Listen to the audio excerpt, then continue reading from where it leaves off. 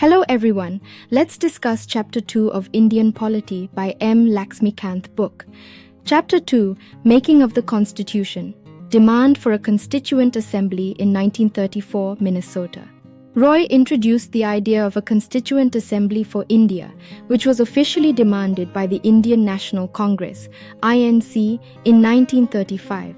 In 1938, Jawaharlal Nehru declared that the Constitution of Free India should be framed by a Constituent Assembly elected on adult franchise.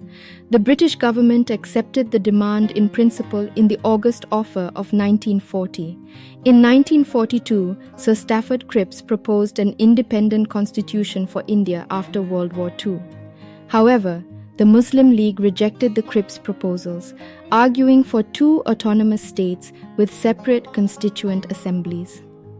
A cabinet mission was sent to India, which rejected the idea of two constituent assemblies but proposed a scheme for the Constituent Assembly that satisfied the Muslim League. Composition of the Constituent Assembly.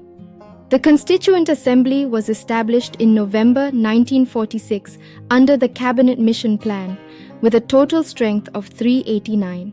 The assembly was divided into three principal communities: Muslims, Sikhs, and General. The representatives of each community were elected by members of that community in the Provincial Legislative Assembly, and voting was by proportional representation through a single transferable vote. The representatives of the princely states were nominated by the heads of the princely states. The elections to the Constituent Assembly were held in July-August 1946, with the Indian National Congress winning 208 seats, the Muslim League gaining 73 seats, and small groups and independents receiving 15 seats. However, the 93 seats allotted to the princely states were not filled as they chose not to participate.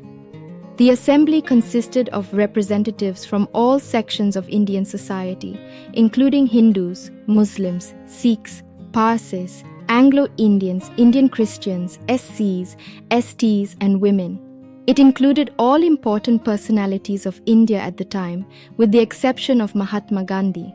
The assembly was not directly elected by the people of India on the basis of adult franchise.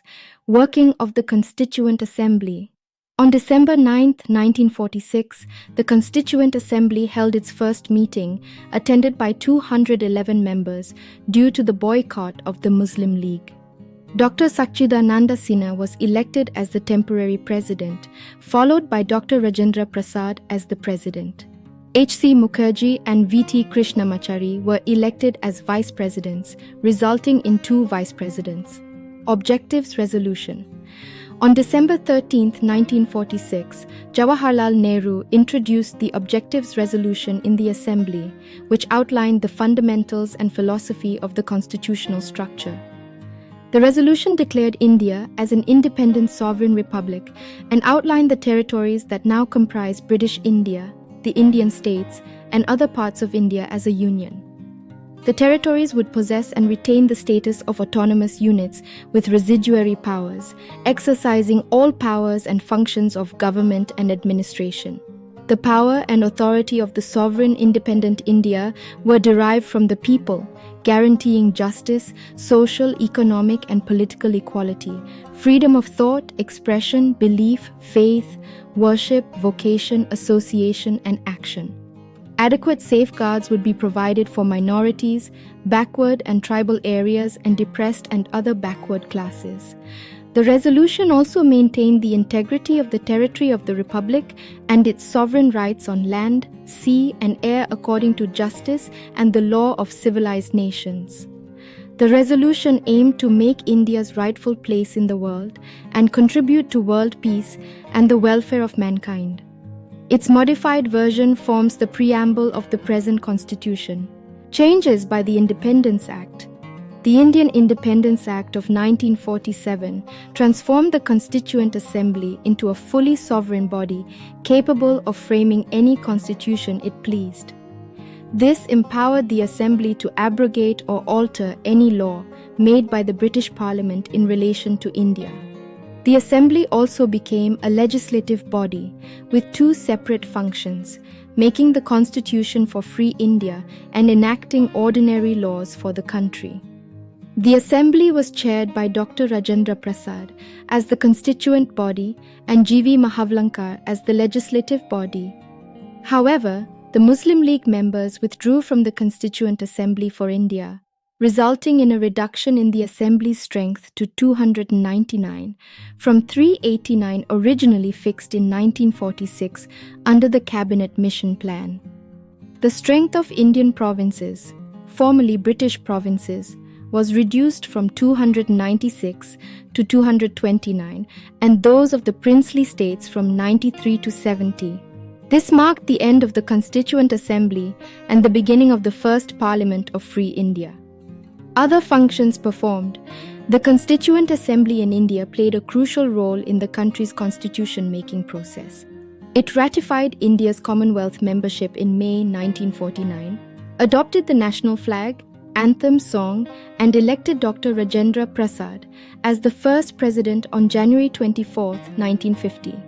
The Assembly had 11 sessions over 2 years, 11 months, and 18 days, considering the constitutions of about 60 countries.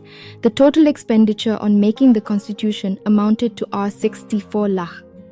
The final session was held on January 24, 1950, but the Assembly continued as the provisional parliament until the formation of the new parliament after the first general elections in 1951 to 52. Committees of the Constituent Assembly. The Constituent Assembly appointed several committees to handle various tasks in constitution making. 8 of these were major committees, with the others being minor committees. The committees were led by Jawaharlal Nehru, who chaired the Union Powers Committee. The Union Constitution Committee was chaired by Jawaharlal Nehru, while the Provincial Constitution Committee was chaired by Sardar Patel. The Drafting Committee was led by Dr. B.R. Ambedkar. The Advisory Committee on Fundamental Rights, Minorities and Tribal and Excluded Areas was chaired by Sardar Patel, with 5 subcommittees. The Rules of Procedure Committee was chaired by Dr. Rajendra Prasad. The States Committee was chaired by Jawaharlal Nehru, and the Steering Committee was chaired by Dr. Rajendra Prasad. The minor committees were led by Dr. Rajendra Prasad, Aladi Krishnaswamy Iyer, B. Patabi Sitaramaya, Dr. K. M. Munshi, Dr. Rajendra Prasad, G.V. Mavalankar, S. Varadachari, B. Dar, Special Committee to examine the draft constitution, Press Gallery Committee, and Ad hoc Committee on Citizenship. Drafting Committee. The Drafting Committee, established on August 29, 1947, was the most crucial committee in the Constituent Assembly. It consisted of 7 members, including Dr. B.R. Ambedkar, N. Gopalaswamy Iyengar, Aladi Krishnaswamy Iyer, Dr. K. M. Munshi, Syed Mohammed Sadullah, N. Madhava Rao, and T.T. Krishnamachari. After considering various committee proposals, the committee prepared the first draft of the Constitution of India in February 1948. The public was given 8 months to discuss and propose amendments. After public feedback, a second draft was prepared in October 1948. The committee took less than 6 months to prepare its draft, a total of 141 days. Enactment of the Constitution. Dr. B.R. Ambedkar introduced the final draft of the Constitution in the Assembly on November 4, 1948, and it was discussed for 5 days. The second reading, which included clause-by-clause consideration, began on November 15, 1948, and ended on October 17, 1949. During this stage, 7,653 amendments were proposed and 2,473 were discussed. On November 14, 1949, Dr. Ambedkar moved a motion to pass the Constitution as settled by the Assembly. The motion was declared passed on November 26, 1949, and only 284 members were present to sign it. The Constitution, adopted on November 26, 1949, contained a preamble, 395 articles, and 8 schedules. Dr. Ambedkar, the then Law Minister, played a prominent role in the Assembly's deliberations and is known as the father of the Constitution of India. He is also known as a modern Manu, a brilliant writer, constitutional expert, and leader of the scheduled castes. Enforcement of the Constitution. Some provisions of the Constitution pertaining to citizenship, elections, provisional parliament, temporary and transitional provisions, and short title contained in Articles 5, 6, 7, 8, 9, 60, 324, 366, 367, 379, 380, 388, 391, 392, and 393 came into force on November 26, 1949 itself. The remaining provisions, the major part of the Constitution, came into force on January 26, 1950. This day is referred to in the Constitution as the date of its commencement and celebrated as the Republic Day. January 26th was specifically chosen as the date of commencement of the Constitution because of its historical importance. It was on this day in 1930 that Purna Swaraj Day was celebrated, following the resolution of the Lahore Session, December 1929, of the INC. With the commencement of the Constitution, the Indian Independence Act of 1947 and the Government of India Act of 1935, with all enactments amending or supplementing the latter act, were repealed. The abolition of Privy Council Jurisdiction Act 1949 was, however, continued. Criticism of the Constituent Assembly. Critics have criticized the Constituent Assembly for several reasons, including not being a representative body, not being a sovereign body, taking an excessively long time to create the Constitution, being dominated by Congress, and being dominated by lawyers and politicians. Critics argue that the Assembly was not directly elected by the people of India on the basis of universal adult franchise, and that it was created by the British government's proposals.